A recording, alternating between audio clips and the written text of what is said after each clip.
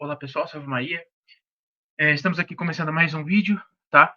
E inconveniência do vídeo anterior, né? Do eu reagindo ao Nicodemos, né? O pastor presbiteriano lá.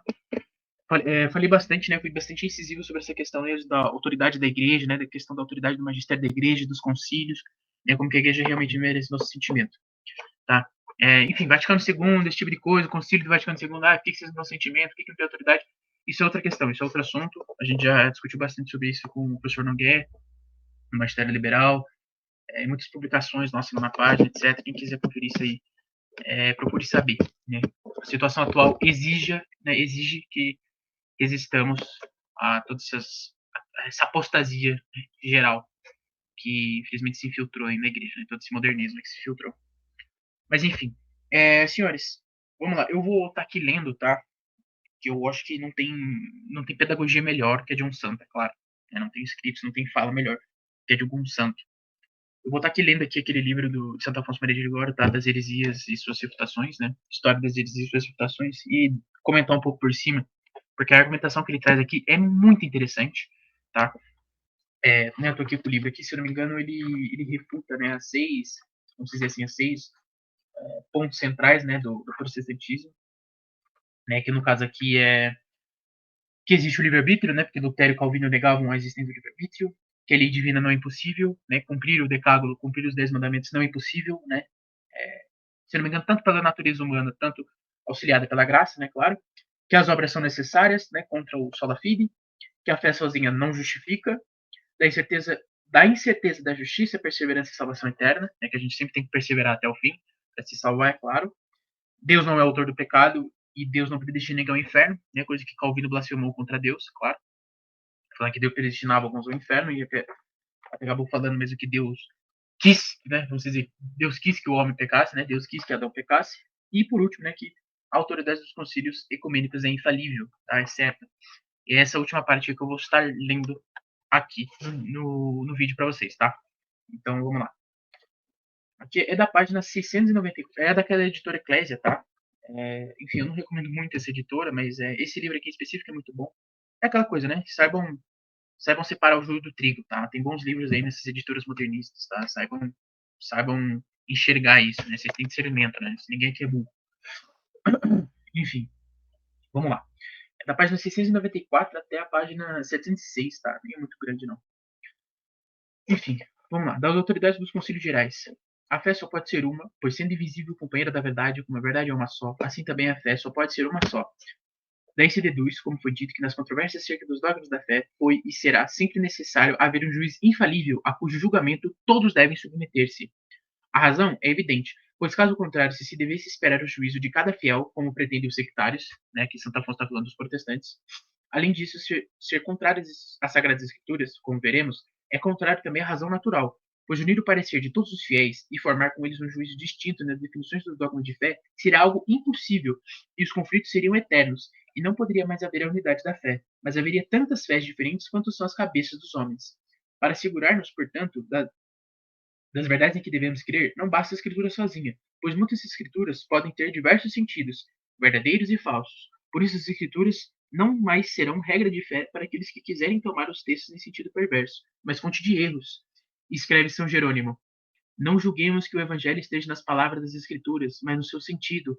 Assim como a interpretação pervertida do evangelho de Cristo, ele se torna o evangelho do homem ou do diabo. Se não me engano, também tem uma frase bem atribuída a São Jerônimo, se não me engano, que ele fala, né? Não se espantem aos hereges usarem as Sagradas Escrituras para, né, para blasfemar suas heresias, né? Para falar heresias, né? Pois até o diabo se usa delas para enganar os homens, né? É uma frase atribuída a São Jerônimo, não sei se é real, né? Mas já vi isso por aí já. Enfim, e Santo Afonso continua. E de onde é que, nas dúvidas sobre a fé, se deve tirar o verdadeiro sentido das Escrituras? Mais uma pergunta. Deve-se tirar do juízo da igreja, a qual, como escreve o apóstolo, é coluna e o firmamento da verdade. Enfim, que acaba o parágrafo, né? Eu acho que aqui, já, só por isso aqui já está bem claro, tá? O que um católico deve acreditar, tá? E que a igreja, ela merece essa nossa veneração, né? Santa Catarina de Sena falava, né? Morro como filha da igreja, né? Esse amor pela igreja católica, né? ao longo dos tempos, assim, ao ver a igreja sendo atacada constantemente, veementemente pelos inimigos de nosso Senhor Jesus Cristo, né, como sejam os maçons, sejam os narigudos, sejam os protestantes mesmo, a gente deve esse amor, essa, né, a gente sempre deveu, né, mas assim, com esses ataques, assim, vamos dizer que ela merece um boost, né, ela merece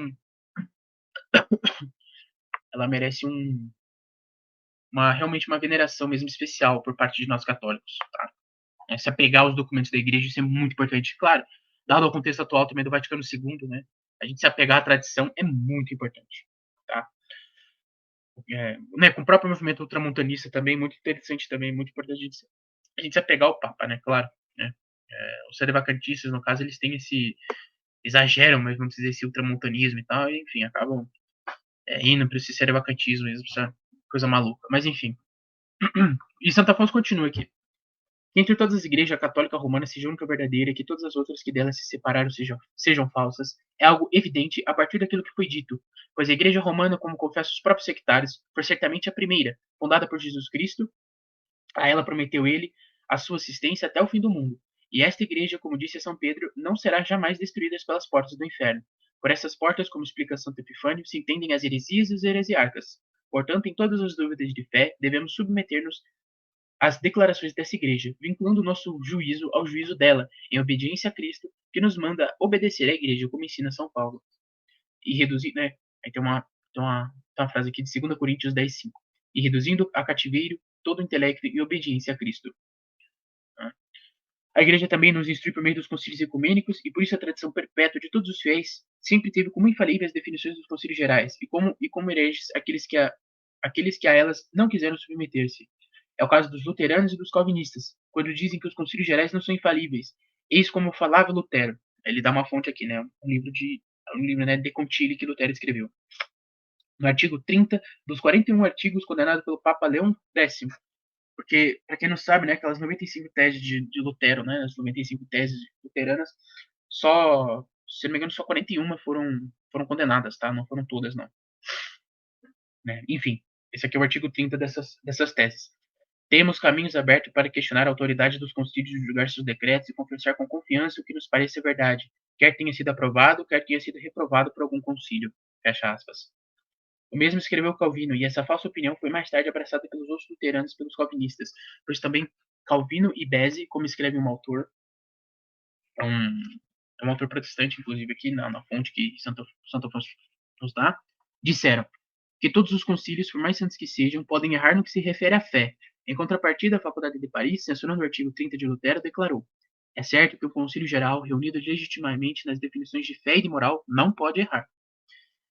E, na verdade, é injusto demais negar a infalibilidade dos concílios ecumênicos, pois eles representam a Igreja Universal. Assim, se pudessem errar em matéria de fé, poderiam errar toda a Igreja, e nesse caso, os ateus poderiam dizer que Deus não cuidou suficientemente da unidade da fé, da qual era obrigado a cuidar, querendo que uma única fé fosse tida por todos. Sem tirar nem pôr, né? Santo Afonso Maria de Ligório, sem tirar nem pôr. Continua aqui. Deve-se, portanto, considerar de fé que os concílios gerais, no que se refere aos dogmas e aos preceitos morais, não podem errar. Isso se prova, em primeiro lugar, pelas divinas escrituras. Disse nosso Senhor Jesus Cristo, abre aspas, onde 2 ou 3 se reunirem em meu nome, ali estou em meio a eles. Né? Mateus 18:20. Objeta aí os Calvino. Portanto, também o concílio de 2 pessoas não podem errar se reúnem em nome de Deus. Mas como já explicou o concílio de Calcedônia na carta de São Leão, né, Papa, e o sínodo sexto, as palavras in nomine meo, né, em meu nome, não denotam um congresso de pessoas privadas que se unem para resolver negócios relativos apenas a interesses particulares, mas a união daqueles que se reúnem para a definição das questões que dizem respeito a toda a sociedade cristã. Prova-se, em segundo lugar, pelas palavras de São João: o Espírito de verdade vos ensinará toda a verdade. Né, João 16:13. E antes, no capítulo 14, versículo 16, está escrito: e eu rogarei ao Pai, e ele vos dará outro paráclito, para que permaneça eternamente convosco o Espírito de verdade. Com as palavras ut maniat vobiscum in aeternum, se dá a conhecer que o Espírito Santo devia permanecer na igreja e ensinar as verdades da fé, não só aos apóstolos, que não eram já eternos nesta vida mortal, mas aos bispos, que eram seus sucessores. Caso contrário, fora dessa congregação de bispos, não se pode entender onde o Espírito Santo teria ensinado estas verdades. Isso aqui é verdadeira apologética católica, isso aqui é verdadeira exegese bíblica, tá? baseando ali todo o seu, vamos dizer, né, toda a interpretação das Sagradas Escrituras com o contexto, com o modo de se ver, como Nosso Senhor falou em seus apóstolos, né? Quem você rejeita a mim rejeita, quem rejeita a igreja rejeita nosso Senhor Jesus Cristo. Ele fala isso aos apóstolos, né? Quem vos odeia, a mim odeia. Né? Isso é verdadeira exegese bíblica, tá? Né? Baseado também em santos doutores, né? Claro. E vamos lá, continua aqui. Em terceiro lugar, prove-se pelas promessas feitas pelo Salvador de sempre assistir a sua igreja, para que não erre. Né? E eis que estou convosco todos os dias até a consumação dos séculos. Mateus 28, 20. E eu te digo que tu és Pedro, e sobre esta pedra edificarei a minha igreja, e as portas do inferno não prevalecerão contra ela. Mateus 16, 18. O Conselho Geral, como dissemos, e como declarou o Sínodo oitavo, ato 5, representa a Igreja Universal. Por isso, no Concílio de Constança, foi ordenado que se interrogasse os suspeitos de heresia, se não creem que o Concílio Geral represente a Igreja Universal. Né? E o mesmo escreveram Santo Atanásio, Santo Epifânio, São Cipriano, Santo Agostinho e São Gregório. E ele dá as fontes aqui, tá? Eu não vou ler aqui, mas ele dá as fontes de cada santo aqui. Se, pois, a igreja, como se demonstrou, não podem errar, tampouco podem errar o concílio, que representa a igreja. Prova-se, ademais, a partir daqueles textos em que se ordena aos fiéis obedecerem aos prelados da igreja.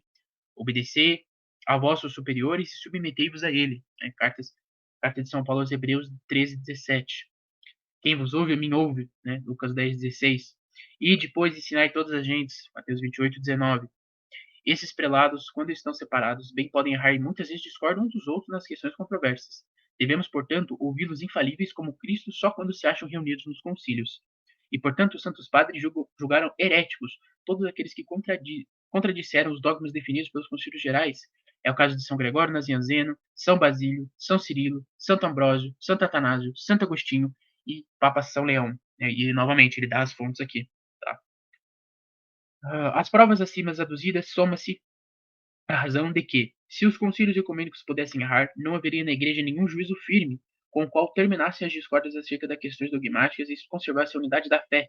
Acrescenta-se, além disso, que, se os concílios não fossem infalíveis em seu juízo, não se poderia dizer que nenhuma heresia fosse condenada e verdadeira heresia. Ademais, não haveria certeza sobre muitos livros da Escritura, como sobre a Epístola de São Paulo aos Hebreus, a segunda Epístola de São Pedro, a terceira Epístola de São João, sobre as Epístolas de São Tiago e de São Judas e sobre o Apocalipse de São João, os quais, embora sejam aceitos pelos calvinistas, foram, porém, postos em dúvida por outros, até sendo declarados canônicos pelo Concílio Quarto. Por último, acrescenta-se que, se os concílios pudessem errar, aconteceria que todos eles teriam cometido um erro intolerável, o de propor para que se creiam de fé coisas de que não consta sejam verdadeiras ou falsas, e assim cairiam por terra também os símbolos do Niceno, do Constantinoplano, do do Constantinopolitano, do de Éfeso, do de Calcedônia, onde foram declarados de fé vários dogmas que antes não eram tidos como tais. E, no entanto, esses 4 concílios foram aceitos como de fé pelos próprios inovadores. Mas venhamos às suas muitas e inoportunas objeções. É aí que ele vai começar a responder as objeções, tá? É interessante ver isso aqui mesmo, tá? Muitas questões mesmo, né, que eram controversas na igreja primitiva, né, elas foram definidas e encerradas suas discussões, né, nesses primeiros concílios, tá? Isso aqui é interessante. Por exemplo, a própria questão da Imaculada Conceição, da infalibilidade do Papa, da Assunção de Nossa Senhora, né, até mesmo a proclamação dos dogmas, a gente pode ver vários livros assim de doutores, né, doutores da lei, teólogos assim que vamos dizer que contradizem e que são contra a Imaculada Conceição, que são contra a infalibilidade do Papa, né? Claro, doutores como, por exemplo, São Roberto Bellarmino, que foi muito usado, né, no Vaticano I ali, acerca da infalibilidade papal, né, eles foram coroados, assim, vamos dizer, com esse título, né, de doutor da igreja como um verdadeiro defensor da Santa Igreja e do papado, né. Tanto é que, se eu não me engano, acho que é a bula, se eu não me engano, não sei, não lembro se é de canonização ou se é de declaração dele ser doutor da igreja, mas São Roberto Bellarmino falando, né, se eu não me engano é de Pio XI, né, falando mesmo, né, que ele foi o campeão da fé, né, que ele venceu os hereges, que ele defendeu a sé romana, né, a sé de Pedro. Isso é interessante de ver, tá? E assim, ó, isso aí é discussão até a igreja se pronunciar, entendeu? Depois que a igreja se pronunciou, não, o Papa é infalível nisso, nisso, nisso, naquilo, dadas certas circunstâncias. Quem nega isso, né, como foi o caso mesmo dos veterocatólicos, né, que não aceitaram o Vaticano I, tá fora da igreja. tá? Tá fora da igreja, é um dogma de fé. Bom, vamos a algumas objeções aqui. Aí a gente encerra esse vídeo aqui, tá? Só pra... talvez eu faça uma parte 2, não sei. Mas enfim, vamos só dar uma lida aqui nas objeções. Alegou em primeiro lugar Calvino e Santo Afonso dá fontes, tá? Ele fala assim, alegou Calvino e tal. Enfim, ele dá fontes, tá? Calvino aqui, principalmente nas institutas, tá? Onde é praticamente ali um manual de teologia calvinista, né? Que Calvino escreveu, né? Que é a base do pensamento calvinista. Né? E Lutero também escreveu bastante coisa também, né? Sobre a igreja, sobre o concílio, esse tipo de coisa, né? E ele dá fontes, tá? Santo Afonso Maria de Ligório aqui dá fontes. Ele não tá tirando isso aqui da cabeça. Né? Tem as notas de rodapé aqui no livro. Enfim. Vários lugares da escritura onde os profetas, sacerdotes e pastores são chamados mentirosos e ignorantes, né? Desde o profeta até os sacerdotes, todos elaboraram a mentira, que no caso é em Jeremias 8:10. Os seus sentinelas são todos cegos e os próprios pastores nada sabem. Isaías 56:10 e 11. Isso aqui são as objeções dos protestantes, tá? Olha, isso aqui está escrito na Bíblia aqui, que muitas das vezes os doutores, os profetas, né, não sei quem, a hierarquia mente, né, são mentirosos, enfim. Isso aqui é a objeção dos protestantes. E Santo Afonso responde. Responde-se que muitas vezes nas escrituras, para alguns maus, todos são repreendidos, como adverte Santo Agostinho, né, de Unitate Ecclesia, né, da unidade da igreja. Naquele passo, todos buscam suas próprias coisas, né? Se não me engano é Filipenses 2:21, tá? O que de certo não valia para os apóstolos que buscavam apenas a glória de Deus, e por isso São Paulo exortava os filipenses. Sede meus imitadores, irmãos, e observai os que assim andam. Realmente, Filipenses, né? Filipenses 3:17. Responde-se ademais que nos primeiros textos citados se fala de sacerdotes e pastores separados entre si, que enganavam o povo, mas não daqueles que falam reunidos em nome de Deus. Somente isto é que a igreja do Novo Testamento recebeu promessas muito mais firmes que a sinagoga não tinha, a qual não foi chamada como a nossa Ecclesia Dei Vivi, coluna et firmamentum veritatis, né? Igreja de Deus vivo, coluna e firmamento da verdade. Isso aqui é interessante, tá? Porque os protestantes eles mesmos falam, né? Olha os fariseus, olha os doutores da lei, né? A tradição, né? A tradição dos doutores da lei. Nosso Senhor sempre falava contra as tradições humanas e tal, né? Falando, querendo objetar contra a tradição católica, é claro. Mas os judeus, a sinagoga, ela não recebeu essas promessas do divino Salvador. Pensem nisso, né? A sinagoga não recebeu esse auxílio divino, né? Não recebeu o auxílio divino do Espírito Santo, tá? Isso aqui é importante destacar. E Calvino continua aqui, né? Replica Calvino, que também na nova há muitos falsos profetas e sedutores, como diz São Mateus, e surgirão muitos falsos profetas e seduzirão muitos, né? São Mateus 24:4. E isso também é verdade, mas esse texto devia Calvino aplicá-lo a si mesmo. Santo Afonso até brinca aqui, né? A si mesmo, a Lutero, a Zwinglio, e não aos concílios ecumênicos dos bispos, aos quais foi prometida a assistência do Espírito Santo, por isso podem dizer, pareceu ao Espírito Santo e a nós. Atos dos Apóstolos, né, 15:28. Objeto em segundo lugar Calvino aos concílios a iniquidade do concílio de Caifás, que foi o principal de todos os príncipes dos sacerdotes, e ali foi condenado Jesus Cristo à morte, né, em Mateus 26:66. Deduz daí, então, que também os concílios ecumênicos são falíveis. Responde-se que dizemos infalíveis só os concílios gerais legítimos, assistidos pelo Espírito Santo, mas como pode dizer-se legítimo assistidos pelo Espírito Santo aquele concílio em que se condenava como blasfemador a Jesus Cristo, por ter atestado ser filho de Deus, depois de ter dado tantas provas de que o era, e em que se procedia com enganos, subornando as testemunhas e se agia por inveja, como reconheceu o próprio Pilatos, né? Pois sabia o que entregava por inveja. Né? Mateus 27:18, comentando ali a condenação de Nosso Senhor.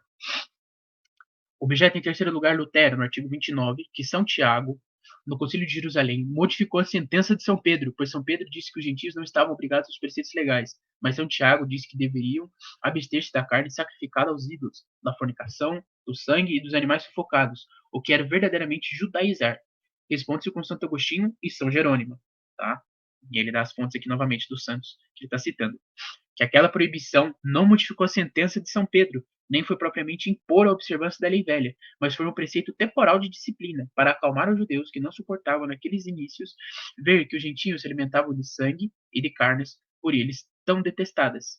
Mas essa foi um simples preceito que, passando aquele tempo, não teve mais vigência, como observa o mesmo Santo Agostinho. Né? A própria se não me engano, destruição, né, do templo, né, os apóstolos eles reconheceram mesmo aquele fim, né, aquele marco do fim da antiga lei, né? Foi aí que começou realmente mesmo assim, vamos dizer, essa, essa, assim, o que eu estou dizendo aqui é um pouco meio impreciso e tal, mas enfim, só para fins de entendimento, tá? Foi que começou a mesma a universalizar a igreja, vamos assim dizer. Porque até ali, o mesmo Concílio de Jerusalém e tal, muitas pessoas acreditavam que o cristianismo era uma espécie de seita do judaísmo. Era muitos dos primeiros cristãos eram judeus, né? Foi mais com São Pedro e São Paulo que começou a se espalhar mesmo entre os gentios, né? Entre pagãos ali que não eram judeus. Tá? Mas enfim, isso é um pouco mais complexo. Alega-se em quarto lugar que no Concílio de Neo-Cesareia, aceito pelo Sínodo de Nicéia I, pelo primeiro Sínodo de Nicéia, como é atestado no Concílio de Florença. Inclusive, esse Concílio de Florença aqui é contra os ortodoxos, tá? Queriam que era pra gente ter se unido novamente, tá? Que infelizmente Marco de Éfeso voltou a blasfemar várias heresias. Né? Um bispo ortodoxo lá. Enfim, né, no Concílio de Florença se encontra o erro de proibir as segundas núpcias com essas palavras: o presbítero não deve participar do banquete de segundas núpcias. Mas dizem: como se podia fazer essa proibição contra a Epístola de São Paulo, que diz: se morrer o seu marido está livre, case com quem quiser, contanto que seja no Senhor? Responda-se que no Concílio de Neo-Cesareia não se proibiram as segundas núpcias, mas só a celebração solene delas e os banquetes que só nas primeiras núpcias costumavam dar, e por isso se proibiu ao sacerdote participar não do matrimônio, mas do banquete ligado à solenidade. O objeto Lutero, em quinto lugar, que no Concílio de Nicéia foi proibida a milícia, embora o Batista a tivesse julgado lícita. Responde-se que no concílio não se proibiu a milícia, mas sacrificar aos ídolos para obter a cinta militar, uma vez que, como escreve Rufino, só se dava cinta aos que sacrificavam e só estes foram condenados pelo concílio no cânone 2. Em sexto lugar, objeto mesmo Lutero, que no dito concílio se ordenou tornar a batizar os paulinianos. Para falar a verdade, eu nem sei que seita é essa aqui, né? Deve ser alguma heresia antiga. Quando ao contrário, no outro concílio chamado Plenário de Santo Agostinho, o qual se crê ser o concílio celebrado para toda a França em Arles, foi proibido tornar a batizar os hereges, como ordenou o Papa Santo Estevão, contra o parecer de São Cipriano. Responde-se que foi ordenado pelo Niceno que os paulinianos fossem rebatizados, porque aqueles hereges, crendo que Cristo fosse puro homem, corrompiam a forma do batismo e não batizavam em nome das três pessoas, e por isso o batismo deles era realmente nulo, ao contrário dos demais hereges que batizavam em nome da Trindade, embora não crescem serem igualmente Deus as três pessoas. Essa aqui é interessante, né? Essa é a objeção aqui de Calvino, essa resposta de Santo Afonso. Né? E continuando aqui, né? Objetos inovadores, em sétimo lugar, várias objeções, tá? Santo Afonso ele vai derrubando objeção por objeção. Isso aqui é muito interessante. Em sétimo lugar, que no Concílio Cartaginês terceiro, né, no Cânone 47, são contados entre os livros sagrados Tobias, Judite, Baruch, Sabedoria, o Eclesiástico e os Macabeus.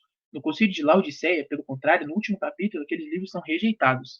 Responde-se, em primeiro lugar, que esses dois concílios não foram ecumênicos. O primeiro, porém, foi provincial, com 22 bispos, mas o cartaginês foi nacional, com 44 bispos.